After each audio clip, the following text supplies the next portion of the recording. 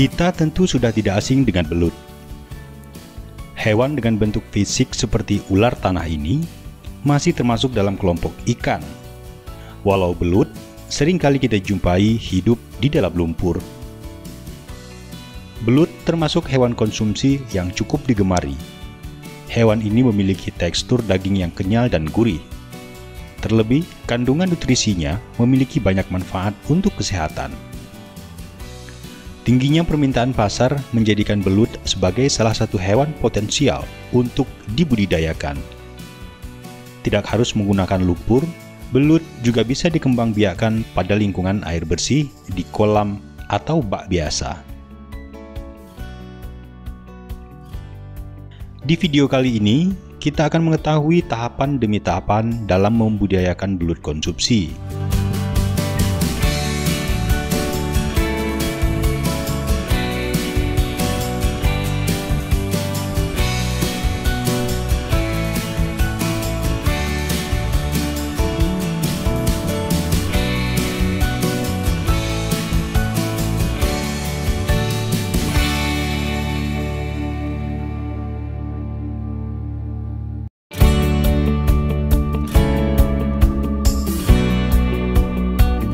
Membudidayakan belut konsumsi akan dimulai dari persiapan kolam pembesaran sebagai tempat di mana belut-belut ini akan dibudidayakan.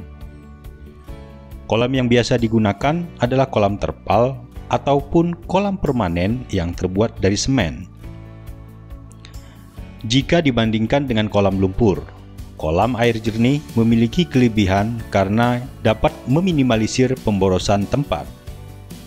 Hal ini karena ukuran kolam yang tidak terlalu besar, namun tetap bisa menampung lebih banyak bibit. Namun, kita juga perlu memperhatikan sirkulasi air jika memilih menggunakan kolam air jernih. Sirkulasi air yang baik dapat mengatur kadar pH di dalam air yang nantinya akan terganggu karena lendir yang dikeluarkan dari tubuh belut. Sirkulasi air yang bagus juga akan membuat kadar oksigen di dalam kolam menjadi stabil dan air tetap jernih.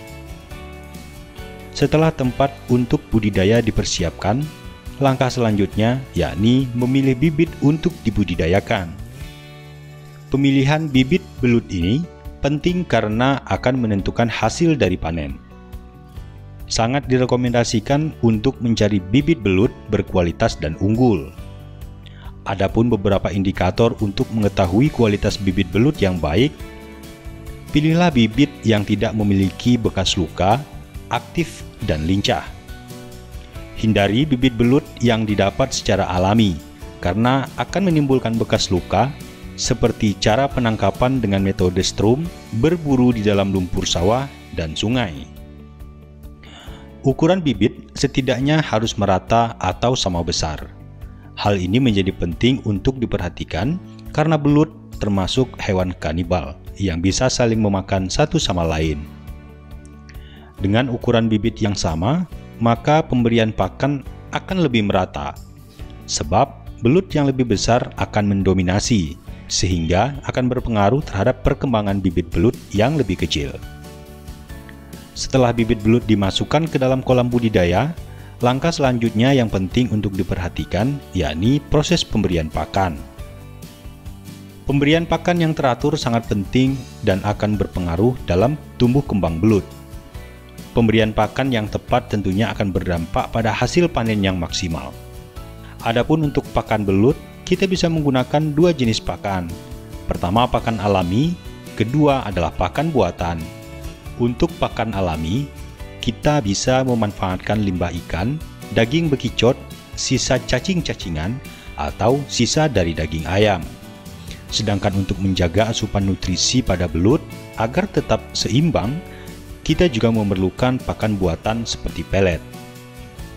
Sementara itu, durasi waktu pemberian pakan dalam budidaya belut yakni 3 hingga 4 kali dalam sehari.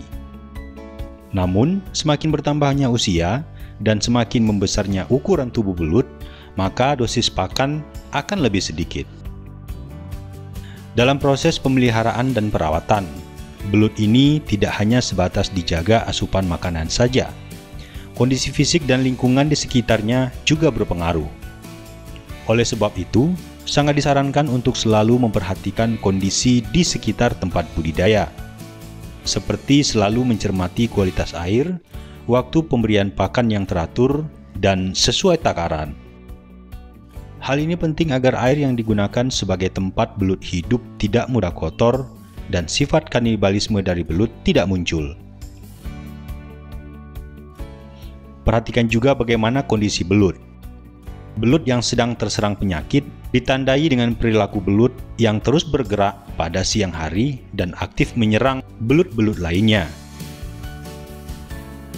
Hewan ini mampu mengeluarkan lendir dalam jumlah banyak untuk melindungi dirinya yang sensitif. Lendir yang keluar secara terus-menerus dapat mempengaruhi tingkat keasaman air atau pH air di kolam. Sehingga ketika air kolam mencapai ambang batas pH 7, maka air harus segera dinetralkan atau segera disirkulasi. Maka dari itu, media budidaya belut harus dilengkapi dengan sirkulasi air yang baik. Jika proses pemeliharaan dan perawatan telah dilakukan secara maksimal, maka belut-belut ini sudah bisa dipanen setelah 3 hingga 4 bulan. Dalam proses pemanenan belut, sebenarnya tidak memiliki takaran dan masa panen yang ditetapkan, karena sekecil apapun ukuran belut, tetap ada peminatnya. Kita juga bisa melakukan pemanenan secara harian dengan cara penangkapan manual. Hal itu karena permintaan pasar yang beragam, atau tidak harus mengkonsumsi belut dengan ukuran besar. Sedangkan belut dengan kualitas baik bisa dijadikan sebagai indukan baru, sehingga budidaya belut bisa dilakukan secara berkelanjutan.